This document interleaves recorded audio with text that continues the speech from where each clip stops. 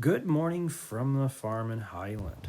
Quick update on Friday evening about 10:30 we welcomed Jill, baby girl, a baby Angus girl named Jill, to our farm. Kind of amazing to watch Jill. In fact, she's running around right there. She's not even in that video there. It was Saturday evening when I took that video.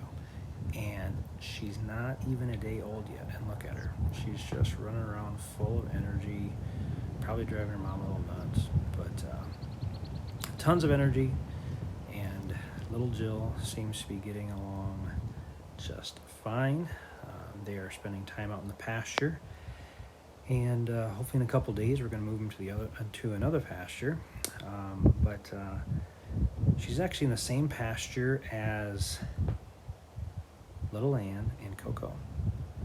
Now Little Ann and Coco are just chilling, relaxing right there. And in fact, you can see Coco is just chilling until Mama sneezes. And they all get up and run away. But they're doing well.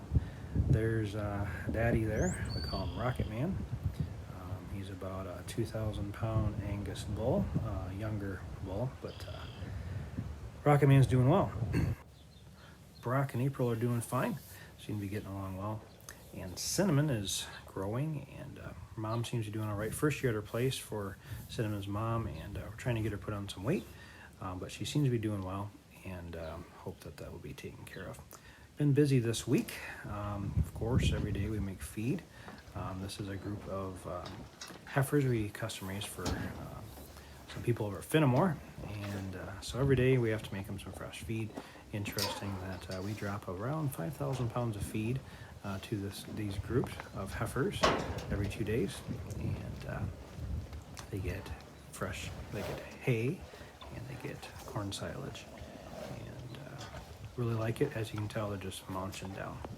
Had to show you this beautiful flower garden of my wife's, and she puts a lot of hard work in. As you can tell, it's just beautiful. This is one of the flower gardens that she works on, and you can see all kinds of beautiful colors, tulips, lilies, and all kinds of flowers. I have no clue what they are. And same with here, just beautiful. So we finally got this Peterbilt done, 2006 Peterbilt 357. We named him Bubba Jr.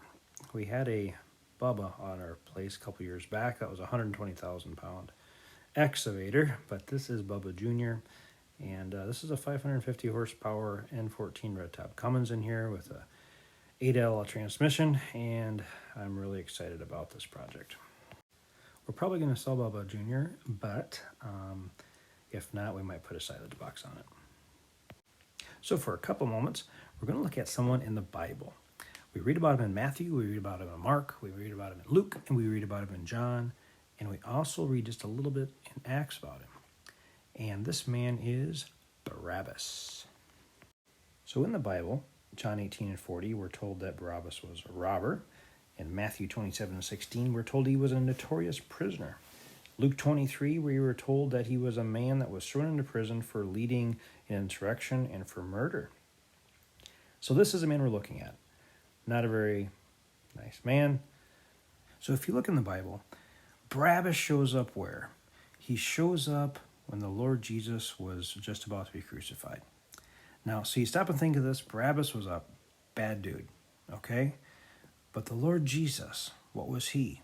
He was the one that healed the sick. He's the one that healed people that needed to be healed. He was the one that loved the children. He was the one that cared. So here we have Pilate, which at this time, at this day, had the opportunity to release one prisoner. And he decided to choose the Lord Jesus or Barabbas. So he brings it forth to the people. And he says, who do you want me to release? Do you want me to release Barabbas or the Lord Jesus? And what did the people choose to be released? Barabbas. What? Really? Crazy. So what do we read there? I think it's interesting what we don't read. So Barabbas was released. Not once do we read that Barabbas thanked the Lord Jesus or said thank you at all or showed any type of care towards the Lord Jesus. But what did he do? He just put his back to the Lord Jesus and walked away. So I have to be honest. For a long, long time, I'd read about Barabbas and I'd get kind of mad. Barabbas, man, what a fool. How terrible. How rude. Until one day, it really just hit me that I was no better than Barabbas.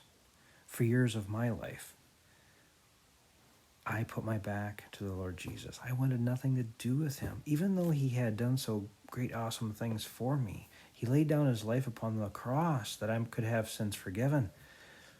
But what did I do? I didn't thank him. I put my back to him, and I refused to acknowledge him and just walked away. So I'd like to bring forth a verse that I've been thinking about today. Matthew 27 and verse 22. And this is what it says. This is here at the cross. And Pilate says unto them,